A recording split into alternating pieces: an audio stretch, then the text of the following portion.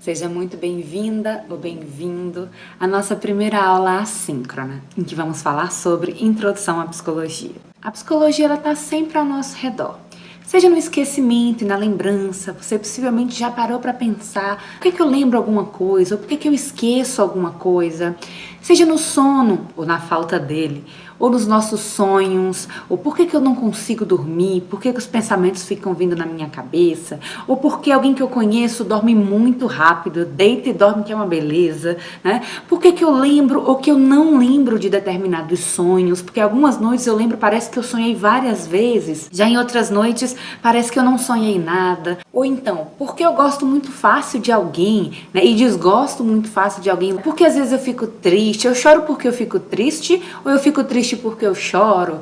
Ou então a gente pensar na normalidade, né, o que seria o normal, né, anteriormente, e a pandemia, porque algumas pessoas se comportam de maneiras diferentes nesse período. Então a gente pode identificar que a psicologia ela existe em vários momentos da nossa vida. Pensando nisso, George Kelly, lá em 1955, colocou que somos todos psicólogos de poltrona. O que é que ele quis dizer com isso? Que a gente avalia tudo à nossa volta, que a gente procura compreender o que é que motiva as pessoas, por que elas fazem ou deixam de fazer determinadas coisas. A gente utiliza muitas vezes no senso comum o termo psicologia ou termos derivados dele com diferentes sentidos. Vou dar um exemplo. Eu usei a psicologia para convencer o meu chefe a me dar um aumento. Você já ouviu possivelmente o uso do termo psicologia nesse sentido. Talvez não como esse exemplo, mas nesse sentido. O que a pessoa quis dizer nesse caso é que ele usou o seu poder de persuasão para conseguir aumento. E a psicologia estuda o poder de persuasão, que é o poder de convencimento, de argumentação. Na psicologia a gente tem diferentes técnicas de persuasão. Isso não significa que é a psicologia, e sim algo da psicologia, ou algo que é estudado pela psicologia. Outro exemplo bem comum, que eu brinco que todo estudante de psicologia já está cansado de ouvir, é que meu melhor amigo ou minha melhor amiga é o meu psicólogo. É muito importante a gente ter amigo, é muito importante a gente poder desabafar com pessoas em que a gente conhece e confia, mas é um trabalho bem diferente do psicólogo. Seu amigo ou sua amiga possivelmente vão interpretar o que está passando com você a partir da história de vida deles. Por exemplo, se você tem algum problema com um crush ou com a crush, então você vai conversar com seu amigo, sua amiga, possivelmente ele vai dizer o que você vai fazer, né, com base na história de vida. O psicólogo ou a psicóloga não vão fazer desse jeito.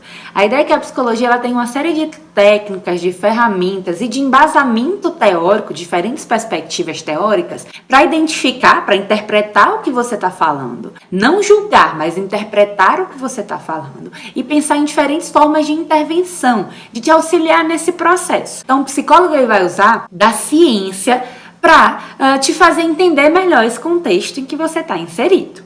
Você já ouviu o termo psicologia e possivelmente já usou no seu dia a dia. Mas você sabe o que é a psicologia? Se a gente for pensar em psicologia, a gente pode dividir em psico e logia. Psico vem de psique. Psique significa mente. Logia é o estudo. Então a gente pode dizer que a psicologia é o estudo da mente? Se a gente tivesse até a década de 1920, a gente podia dizer isso. Porque até 1920, a psicologia ela era vista como apenas a ciência da mente. Só que como a gente vai discutir, existem diferentes abordagens teóricas na psicologia, inclusive abordagens que não entendem a mente como um objeto de investigação. Então a gente não pode chamar a psicologia de ciência da mente mais. A gente vai entender a psicologia de uma outra forma. Uma definição bem utilizada, mas que não é consensual, é importante dizer isso, foi dada por Gazzaniga e Heatherton lá em 2010. Como é que eles definiram? Estudo da mente, do cérebro e do comportamento. É importante a gente colocar novamente que, pelas diferentes abordagens teóricas que são propostas pela psicologia, a gente pode investigar esses 3 pontos numa mesma linha teórica ou investigar um ou 2 desses pontos. Então, para a gente entender o que é a psicologia, a gente precisa destrinchar um pouco esses 3 elementos que a gente viu na definição. Primeiro, mente. Quando a gente fala em mente, a gente está falando de atividade mental. ou seja, os processos mentais, sejam conscientes ou inconscientes. Quando a gente fala inconsciente, possivelmente você associa a Freud, a psicanálise, mas é importante destacar que não só essa perspectiva teórica da psicologia investiga a mente, né? Investiga o inconsciente. Por exemplo, a psicologia cognitiva, a psicologia social cognitiva, elas vão investigar tanto aspectos conscientes quanto aspectos inconscientes. Além da mente, a gente tem também a noção do cérebro, na definição que a gente investigou até aqui. O cérebro seria, então, esse órgão que produz essa atividade mental. Determinadas áreas da psicologia vão investigar, por exemplo, determinadas ativações de áreas cerebrais a partir do seu comportamento. Né? Se você está feliz, que área do cérebro vai ativar? Se você, né, lembra alguma coisa, que área do cérebro vai ser ativada? E por último, mas não menos importante, a noção de comportamento. Existem diferentes definições para comportamento na psicologia, mas uma das mais utilizadas é que comportamento seria essa ação ou uma resposta que a gente consegue observar. Então, quando a gente fala, né, da psicologia, do que é a psicologia, a gente pode pensar no que é que ela abrange. Por exemplo, Feldman, lá em 2015, colocou que a psicologia abrange, dentre outros elementos, o que as pessoas fazem, seus pensamentos, emoções, como elas percebem o mundo, que são as suas percepções, o seu raciocínio, as suas lembranças e as atividades biológicas que mantêm o funcionamento corporal. Então, a gente tem diferentes elementos quando a gente estuda a psicologia. Pelo que a gente viu até aqui, a psicologia, ela é uma ciência. Então, a gente precisa entender o que é ciência. Para ficar mais fácil para a gente entender esse processo, a gente costuma explicar apresentando, de um lado, as noções de ciência e do outro, as noções de senso comum. Quando a gente fala em ciência, a gente está falando de quê? De conhecimentos, né, um conjunto de conhecimentos precisos, metodicamente ordenados com relação a um determinado domínio do saber. O que isso significa? Que para fazer ciência, a gente precisa seguir determinados métodos, seguir determinadas técnicas. É o que a gente chama de método científico. E o que é o senso comum? Também são conhecimentos, mas baseados na experiência cotidiana acumulada de gerações. E ele independe de comprovação científica, mas acaba influenciando o nosso comportamento. Como assim? Por exemplo, a sua avó, o seu avô conhecem um chá específico para alguma coisa. Você tá com dor de cabeça, dor de barriga, o que for. Conhece um chá lá específico, né? Mas será que existe comprovação científica para isso? Para o senso comum não precisa. Não significa que o chazinho não funcione. Pode ser que ele ainda não foi testado pela ciência. E a ciência utiliza muitas vezes do conhecimento do senso comum para utilizar o método científico para ver se há comprovação da eficácia, se isso funciona ou não. Então, nesse primeiro momento, ficou claro para você a diferença entre ciência e senso comum? Quando a gente fala em ciência, eu falei do método científico, a gente fala de alguns elementos básicos que envolvem a ciência. Como assim? Primeira coisa, para ser ciência, a gente precisa de um objeto específico de investigação. A gente precisa delimitar o que vai ser investigado. Além dessa delimitação, a gente precisa de uma linguagem rigorosa, uma linguagem específica, para conseguir que outros cientistas entendam o que está sendo feito, por exemplo. Além dessa linguagem rigorosa, a gente tem os métodos e técnicas também específicos para investigar aquele elemento. Não é o método ou a técnica que eu mais gosto, não.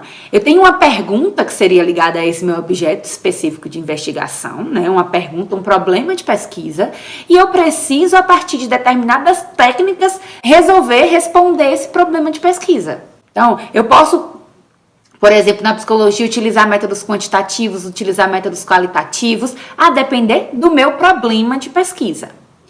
Além disso, eu preciso de uma série de conhecimentos que já existam na área. Então, eu preciso entender que elementos são esses, o que é que já se sabe sobre o elemento que eu quero investigar. O que é que ainda precisa ser conhecido sobre ele? Será que a técnica que eu quero investigar, que eu quero adotar para entender melhor esse fenômeno, né, esse objeto, ela é a melhor técnica? Então, o que é que a área já produziu sobre isso? E eu também vou produzir conhecimento. E por último, mas não menos importante, a noção de quê? De objetividade. A ciência, como se entende, né, pelo menos a ciência cartesiana, é a noção de objetividade. Eu tenho que ser minimamente objetivo nesse processo, para me fazer entender e para que isso funcione especificamente. Então, dando um exemplo, eu crio uma hipótese, uma teoria específica sobre algum elemento.